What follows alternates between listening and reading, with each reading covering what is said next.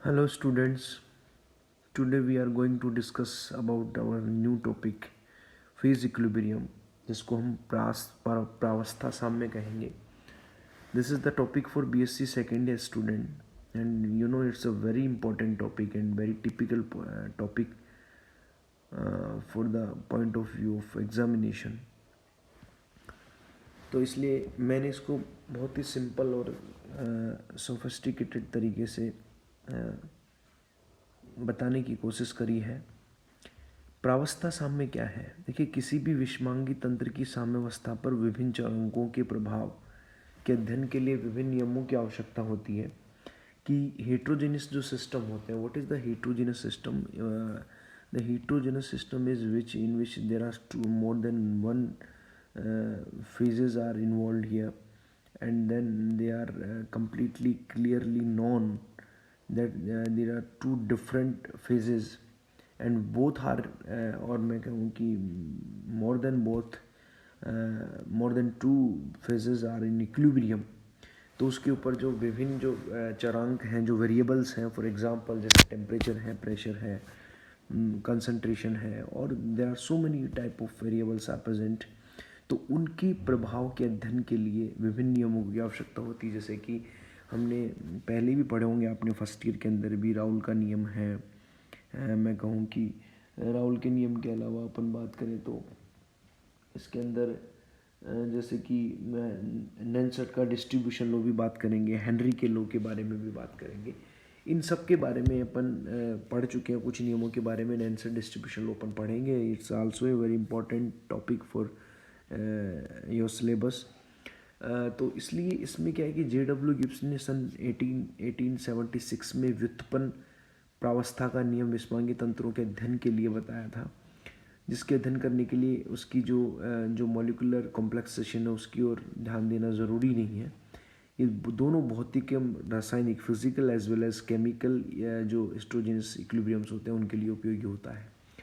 तो प्रावस्था नियम क्या है? देखिए, प्रावस्था नियम के बारे में अपन बात करें तो प्रावस्था नियम जो है वो यहाँ पे F is equal to C minus P plus W. F is equal to C minus P plus W. यहाँ पे F क्या है? यहाँ पे F क्या है? F is the degree of freedom. देखो, अपन बात करेंगे F क्या है? Degree of freedom.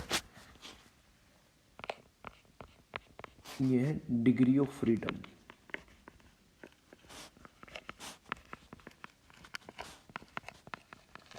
जिसको अपन स्वतंत्रता की कोटि कहेंगे.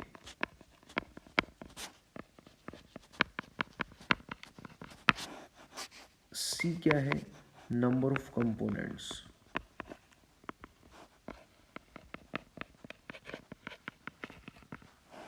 घटकों की संख्या.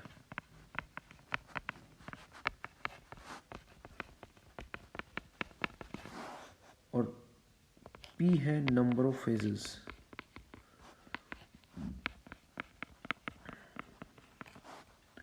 प्रावस्थाओं की संख्या.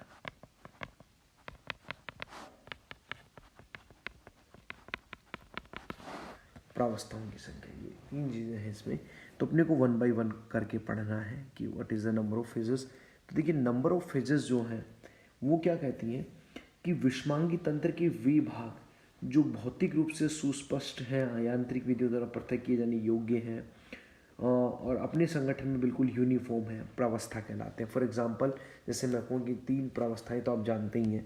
पहली है आपके सॉलिड, लिक्विड और गैस. तो ये प्रावस्था क्या है? जो बिल्कुल मैं कह दूँ कि जो भौतिक रूप से सुस्पष्ट होंगे. Very clear in physical manner.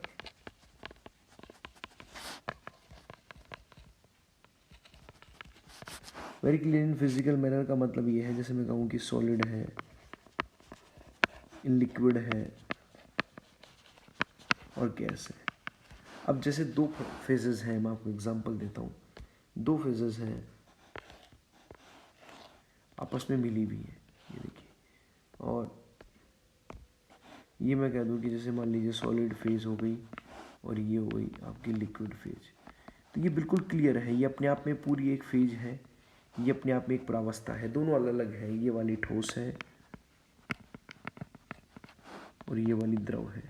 इन दोनों के बीच में क्लियर कट इंटरफेस होगी। क्या होगी? इंटरफेस होगी। दोनों के मध्य एक बाउंड्री होती है। क्या होती है? बाउंड्री होती है। तो फेजेस का मतलब क्या है? तो जो दोनों के दोनों एक दूसरे के अंदर मिश्रित नहीं होंगे, यूनिफॉर्म डिस्ट्रीब्यूट नहीं होंगी, दोनों के बीच में क्लियर, जैसे मैं कहूँ कि आपने कोई भी इमिसिबल लिक्विड्स लिए जो दोनों लिक्विड आपस में मिल नहीं सकते, तो दोनों की फेज अलग है।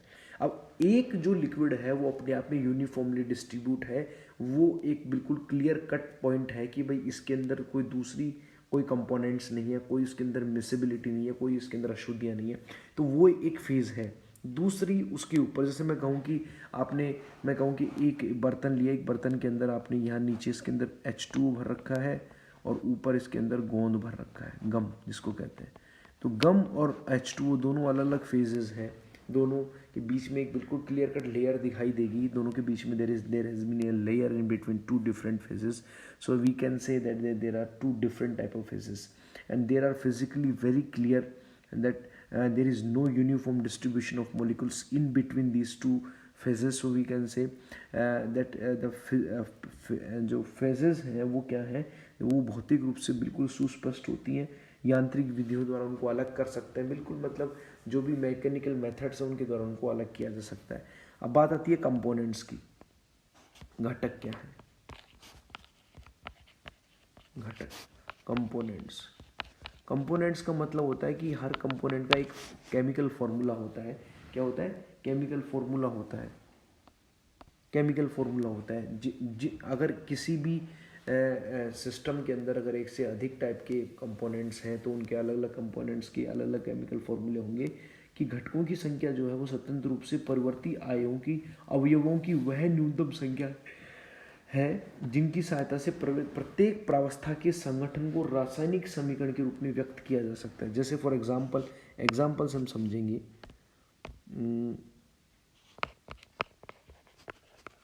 देखिए, जैसे कि मान लीजिए H2O सॉलिड,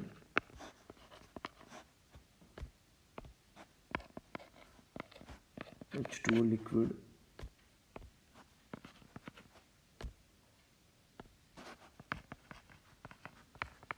और H2O गैस, ये तीन है। अब इसके अंदर क्या है? तीन फेजेस हैं, ये सॉलिड फेज है, ये लिक्विड फेज है और ये गैसेस फेज है। बिल्कुल क्लियर कट है, बट तीनों का कंपोजिशन, तीनों का जो कंपोजिशन है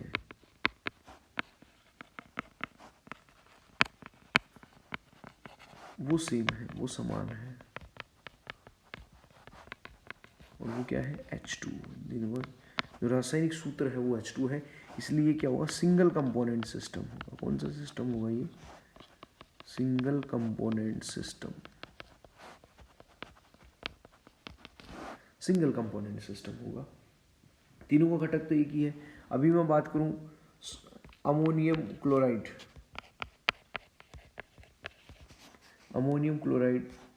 सॉलिड। अब देखिए इसके अंदर क्या है? अमोनियम जो क्लोराइड है सॉलिड है,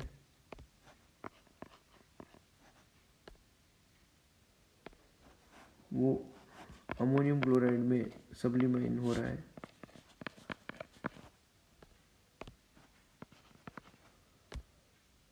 और बाद में इनके बीच में भी एक इक्विलिब्रियम है।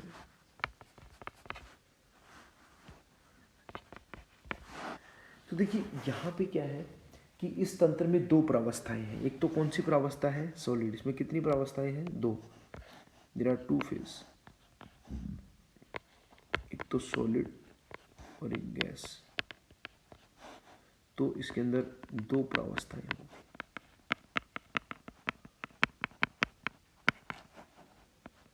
लेकिन ठोस अमोनियम क्लोराइड तथा गैस अमोनिया एंड HCl का मिश्रण या अमोनियम क्लोराइड इसमें है। यदि अब इसमें तीन अवयव दिख रहे हैं, ammonium chloride solid, ammonium chloride gas, ammonia और हाइड्रोक्लोराइड, परंतु दोनों प्रस्तुतों का संगठन केवल एक ही अवयव द्वारा व्यक्त किया जा सकता है, इसलिए इनको कौन सा सिस्टम बोलेंगे? सिंगल कंपोनेंट सिस्टम बोलेंगे। क्यों?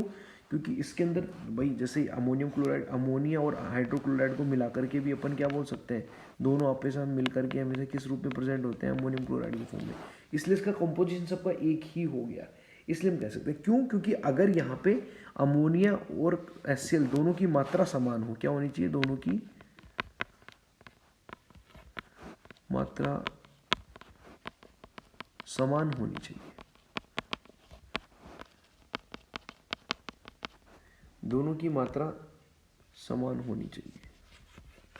अगर दोनों की मात्रा समान है तो अपन ये कह सकते हैं कि दोनों मिलकर के किसका फॉर्मेशन कर देंगे, अमोनियम क्लोराइड का।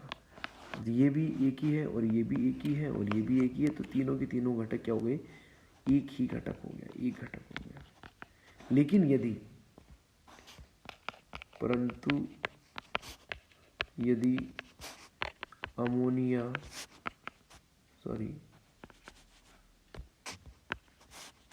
व HCl की मात्रा भिन्न भिन्न हो तो फिर घटकों की संख्या भी परिवर्तित होगी। घटकों की संख्या भी परिवर्तित होगी, बिल्कुल होगी। क्योंकि अगर मैं कहूँ कि जैसे सपोज कीजिए कि अमोनिया जो है वो X है और HCl जो है वो Y है, तो यहाँ पे अब if X is greater than Y, then मैं कह सकता हूँ कि अमोनियम क्लोराइड तो कितना बन जाएगा, X Y से ज़्यादा है, तो अपन कह सकते हैं अमोनियम जो क्लोराइड है वो तो बन जाएगा आपका Y प्लस एक्स्ट्रा कौन बचेगा, अमोनिया जो X। तो यहाँ पे दो कंपोजिशन हो गए कि नहीं हो गए, तो कितने घटक हो जाएंगे, दो घटक हो जाएंगे। इस तरीके से हम इसकी वैल्यू को निकाल सकते हैं।